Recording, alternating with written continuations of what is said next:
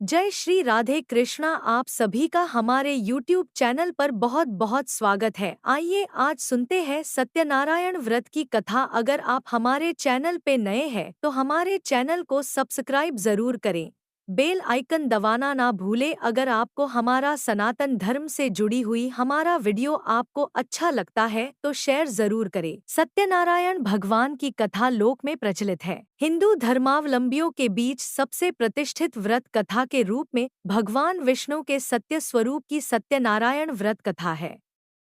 कुछ लोग मनौती पूरी होने पर, कुछ अन्य नियमित रूप से इस कथा का आयोजन करते हैं। सत्य को नारायण के रूप में पूजना ही सत्यनारायण भगवान की पूजा है। एक समय की बात है, नैशिरण्य तीर्थ में शौनिकादि ऋषियों ने श्री सूत जी से पूछा, हे प्रभु, इस कलयुग में वेद विद्या रहित मनुष्यों को प्रभु भक्ति किस प्रकार मिल सकती है तथा उनका उद्धार कैसे होगा? हे मुनि श्रेष्ठ, कोई ऐसा तप बताइए जिससे थोड़े समय में ही पुण्य मिले और मनवांछित फल भी मिल जाए। इस प्रकार की कथा सुनने की हम इच्छा रखते हैं। सर्व शास्त्रों के ज्ञाता सूत जी बोले, हे वैष्णवों में पूज्य, आप सभी ने प्राणियों के हित की बात पूछी है, इसलिए मैं एक ऐसे श्रेष्ठ व्रत को आप लोगों को बताऊंगा जिसे नारद जी ने लक्ष्मीनारायण जी से पूछा था और लक्ष्मीपति ने मुनिश्रेष्ठ नारद जी से कहा था। आप सब इसे ध्यान से सुनिए। एक समय की बात है, योगीराज नारद जी दूसरों के हित की इच्छा लिए अनेकों लोकों में घूमते हुए मृत्युलोक में आ पहुँचे। यहाँ उन्होंने अनेक योनियों में जन्मे प्राय सभी मनुष्यों को अपने कर्मों द्वारा अनेकों दुखों से पीड़ित देखा। उनका दुख देख नारद जी सोचने लगे कि कैसा यत्न किया जाए जिसके करने से निश्चित रूप से मानव के दुखों का अंत हो जाए। इसी विचार पर मनन करते हुए वह विष्णुलोक में गए।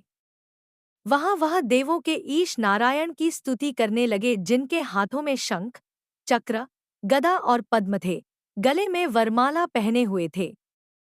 स्तुति करते हुए नारद जी बोले, हे भगवान, आप अत्यंत शक्ति से संपन्न हैं, मन तथा वाणी भी आपको नहीं पा सकती हैं। आपका आदि, मध्य तथा अंत नहीं है। निर्गुण स्वरूप सृष्टि के कारण भक्तों के दुख को दूर करने वाले हैं। आपको मेरा नमस्कार है। नारद जी की स्तुति सुन विष्णु भगवान बोले, हे मुनिश्रेष्ठ, आपके मन में क्या बात है? आप किस काम के लिए पधारे हैं? उसे नि संकोच कहो। इस पर नारद मुनि बोले कि मृत्युलोक में अनेक योनियों में जन्मे मनुष्य अपने कर्मों के द्वारा अनेकों दुख से दुखी हो रहे हैं। हे नाथ, आप मुझ पर दया रखते हैं, तो बताइए कि वो मनुष्य थोड़े प्रयास से ही अपने दुखों से कैसे छुटकारा पा सकते हैं। श्रीहरि बोले, हे नारद, मनुष्यों की भलाई के लिए तुमने बहुत अच्छी बात पूछी है। जिसके करने से मनुष्य मोह से छूट जाता है, वह बात मैं कहता हूँ, उसे सुनो।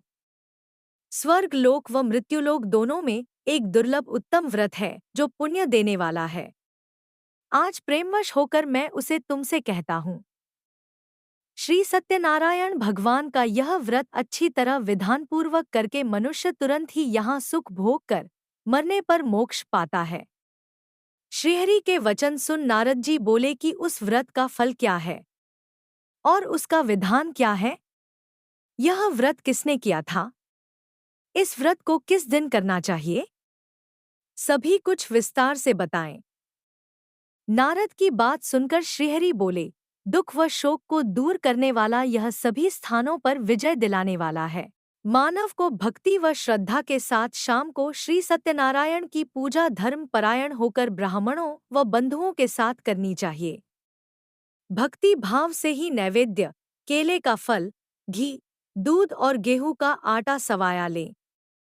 गेहूं के स्थान पर साठी का आटा, शक्कर तथा गुड़ लेकर वह सभी भक्षण योग्य पदार्थों को मिलाकर भगवान का भोग लगाएं। ब्राह्मणों सहित बंधुबांधवों को भी भोजन कराएं, उसके बाद स्वयं भोजन करें।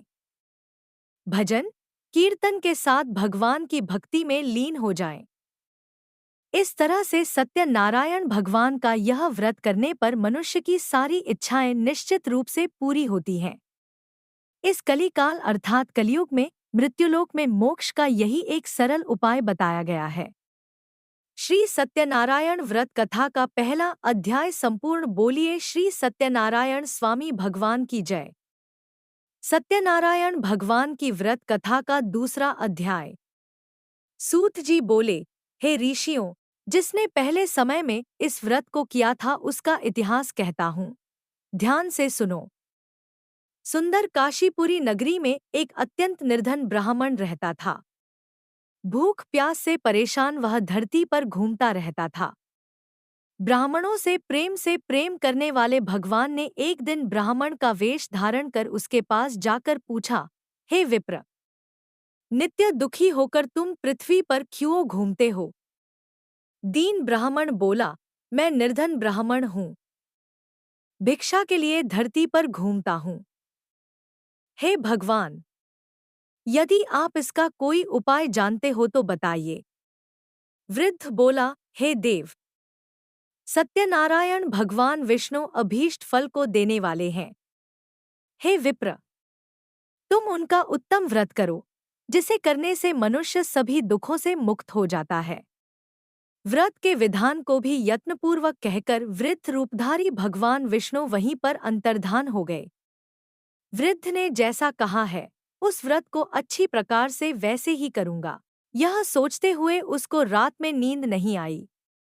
अगले दिन प्रातःकाल उठकर सत्यनारायण का व्रत करूंगा, ऐसा संकल्प करके वह भिक्षा के लिए चल पड़ा। उस दिन भिक्षा में बहुत सा धन प्राप्त हुआ। उसी धन से उसने बंधुबांधवों के साथ भगवान सत्यनारायण का व्रत किया।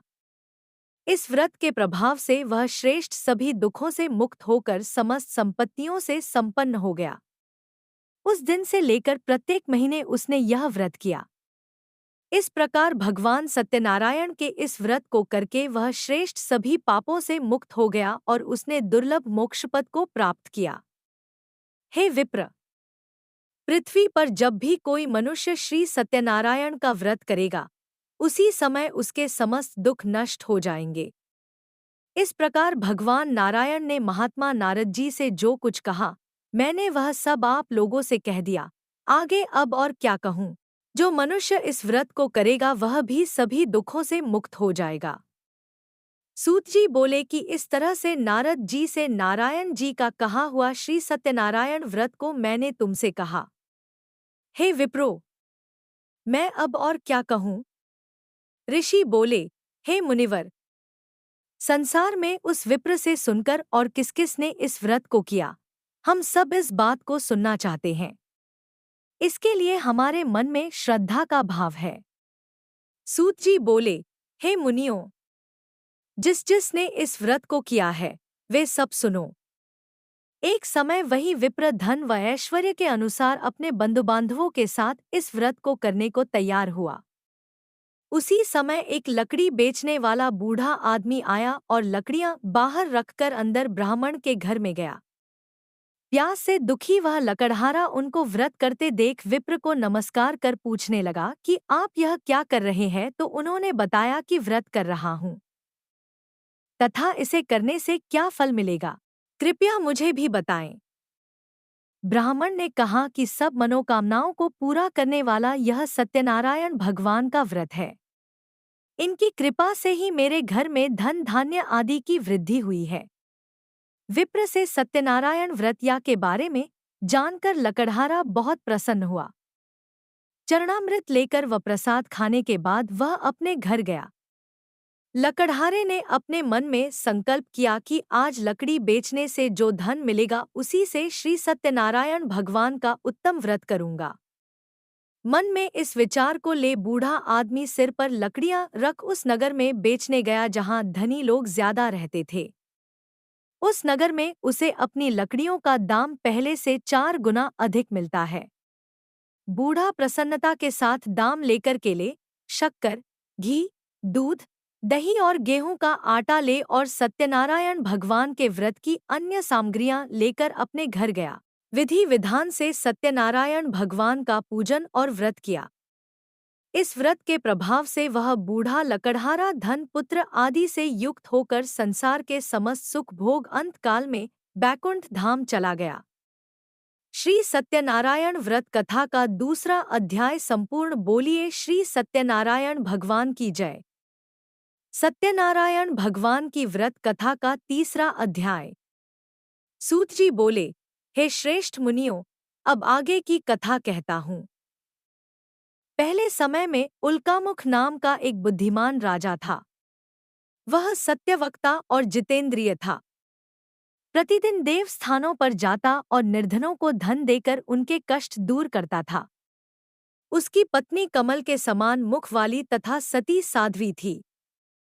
भद्रशिला नदी के तट पर उन दोनों ने श्री सत्यनारायण भगवान का व्रत किया। उसी समय साधु नाम का एक वैश्य आया। उसके पास व्यापार करने के लिए बहुत सा धन भी था।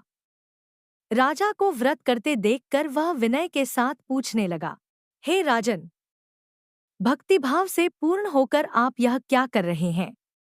मैं सुनने की इच्छा रखता हूँ, तो आप मुझे बताएं। राजा बोला, हे साधु, अपने बंधु बांधवों के साथ पुत्रादि की प्राप्ति के लिए एक महाशक्तिमान श्री सत्यनारायण भगवान का व्रत व पूजन कर रहा हूँ। राजा के वचन सुन साधु आदर से बोला, हे राजन, मुझे इस व्रत का सारा विधान कहिए। आपके कथनानुसार मैं भी इस व्रत को करूँगा। मेरी भी संतान नहीं है और इस व्रत को करने से निश्चित रूप से मुझे संतान की प्राप्ति होगी। राजा से व्रत का सारा विधान सुन व्यापार से निवृत्त हो वह अपने घर गया। साधु वैश्य ने अपनी पत्नी को संतान देने वाले इस व्रत का वर्णन कह सुनाया और कहा कि जब मेरी संतान होगी तब मैं इस व्रत को करूँगा। साधु ने इस तरह के वचन अपनी पत्नी लीलावती से कहे। एक दिन लीलावती पति के साथ आनंदित हो सांसारिक धर्म में प्रवृत्त होकर सत्यनारायण भगवान की कृपा से गर्भवती हो गई। 10वें महीने में उसके गर्भ से एक सुंदर कन्या ने जन्म लिया। दिनों दिन वह ऐसे बढ़ने लगी जैसे कि शुक्ल पक्ष का चंद्रमा बढ़ता है। माता पिता ने अपनी कन्या का नाम कलावती रखा। एक दिन लीलावती ने मीठे शब्दों में अपने पति को याद दिलाया कि आपने सत्यनारायण भगवान के जिस व्रत को करने का संकल्प किया था उसे करने का समय आ गया है। आप इस व्रत को करिए। साधु बोला कि हे प्रिय, इस व्रत को मैं उसके विवाह पर करूंगा। इस प्रकार अपनी पत्नी को आश्वासन देकर वह नगर को चला गया। कलावती पिता के घर में रह वृद्धि को प्राप्त हो गई। साधु ने एक बार नगर में अपनी कन्या को सखियों के साथ देखा तो तुरंत ही दूत को बुलाया और कहा कि मेरी कन्या के योग्य वर देख कर आओ।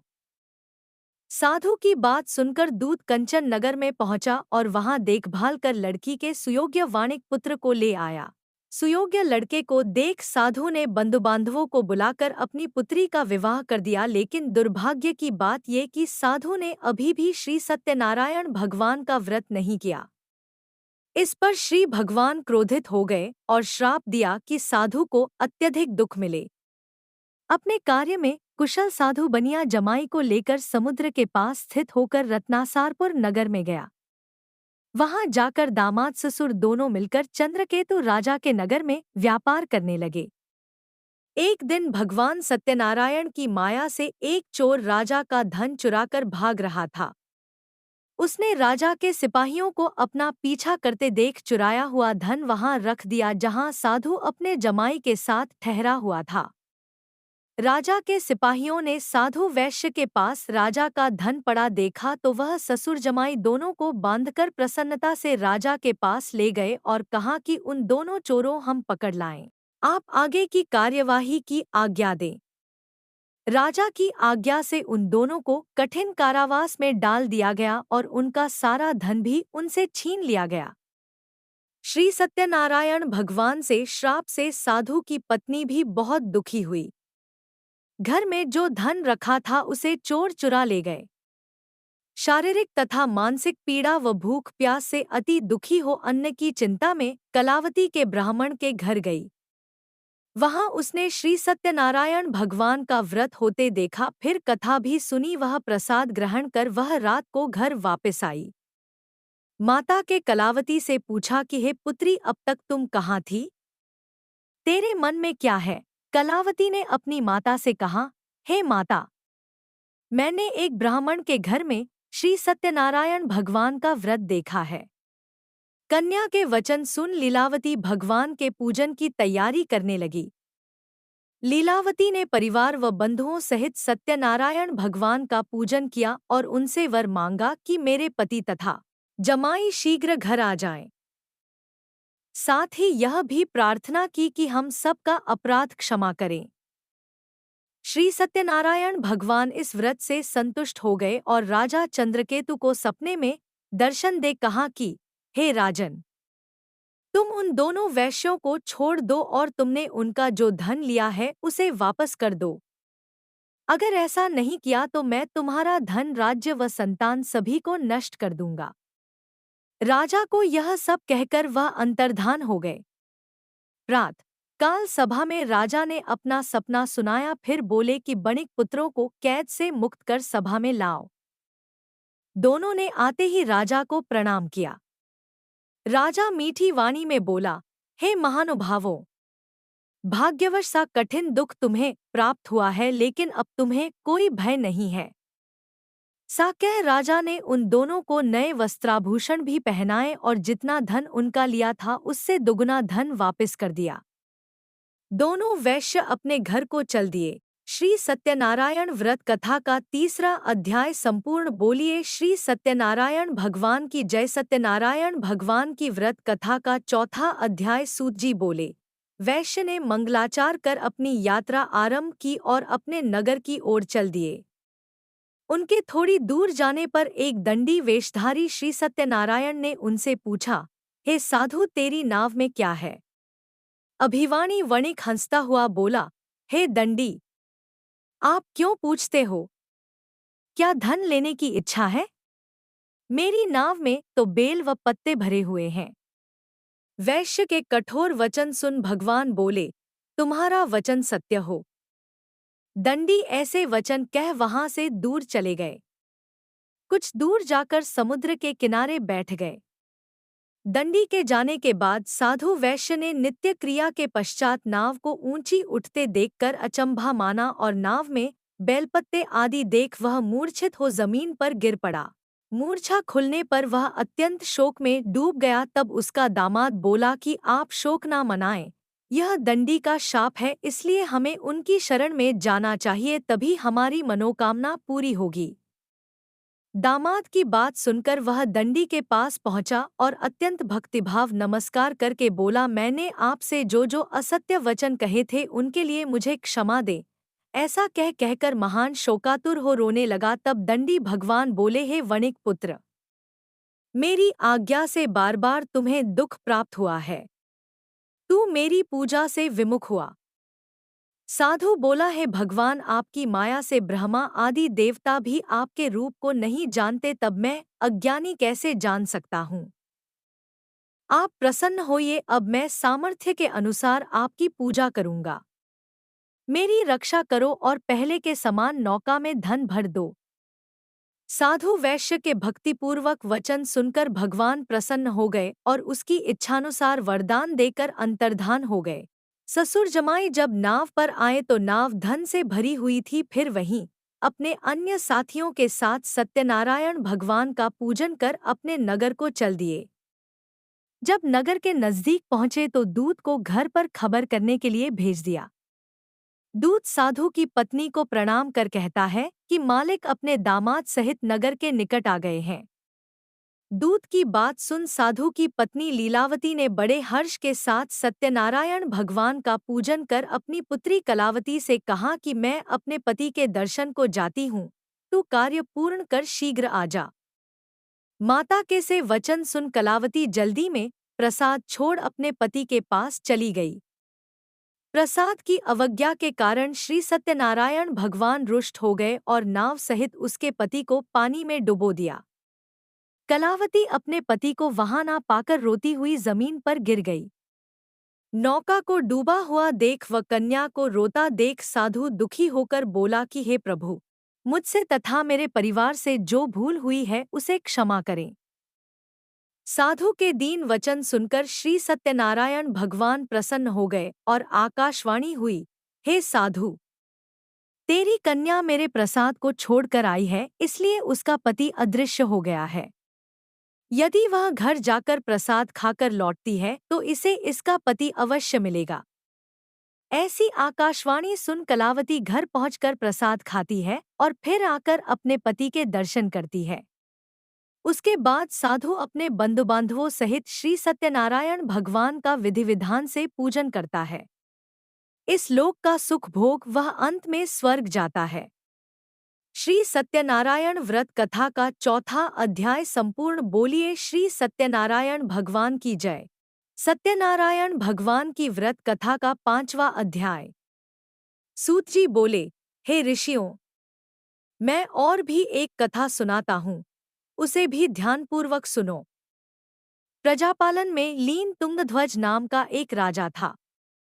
उसने भी भगवान का प्रसाद त्याग कर बहुत ही दुख सहन किया। एक बार वन में जाकर वन्य पशुओं को मारकर वह बड़ के पेड़ के नीचे आया। वहां उसने ग्वालों को भक्तिभाव से अपने बंधुओं सहित सत्यनारायण भगवान का पूजन करते देखा। अभिमानवश राजा ने उन्हें देखकर भी पूजा स्थान में नहीं गया और न ही उसने भगवान को नमस्कार किया। ग्वालों ने राजा को प्रसाद दिया, लेकिन उसने वह प्रसाद नहीं खाया और प्रसाद को वहीं छोड़ वह अपने नगर को चला गया। जब वह नगर में पहुंचा तो वहां सब कुछ तहस-नहस हुआ पाया तो वह शीघ्र ही समझ गया कि यह सब भगवान ने ही किया है। वह दोबारा ग्वालों के पास पहुंचा और विधि पूर्वक पूजा करके प्रसाद खाया तो श्री सत्यनारायण भगवान की कृपा से सब कुछ पहले जैसा हो गया। दीर्घकाल तक सुख भोगने के बाद मरणोपरांत उसे स्वर्गलोक की प्राप्ति हुई। जो मनुष्य परम दुर्लभ इस व्रत को करेगा तो भगवान सत्यनारायण की अनुकंपा से उसे धनधान्य की प्राप्ति होगी। निर्धन धनी हो जाता है और भयमुक्त हो जीवन जीता है। संतानहीन मनुष्य को संतान सुख मिलता है और सारे मनोरथ पूर्ण होने पर मानव अंतकाल में बैकुंठ धाम को जाता है। सूत जी बोले, जिन्होंने पहले इस व्रत को किया है अब उनके दूसरे जन्म की कथा कहता हूँ। वृद्ध शतानंद ब्राह्मण ने सुदामा का जन्म लेकर मोक्ष की प्राप्ति की। लकड़हारे ने अगले जन्म में निषाद बनकर मोक्ष प्राप्त किया। उल्कामुख नाम का राजा दशरथ होकर बैकुंठ को गए। साधु नाम के वैश्य ने मोरध्वज बनकर अपने पुत्र को आरे से चीरकर मोक्ष पाया। महाराज तुंगध्वज ने स्वयंभू होकर भगवान में भक्तियुक्त हो कर्म कर मोक्ष पाया। श्री सत्यनारायण व्रत कथा का 5वां अध्याय संपूर्ण। बोलिए श्री सत्यनारायण भगवान की जय। तो आपको यह कथा कैसी लगी कमेंट्स करके जरूर बताएं। जय श्री हरि। राधे राधे।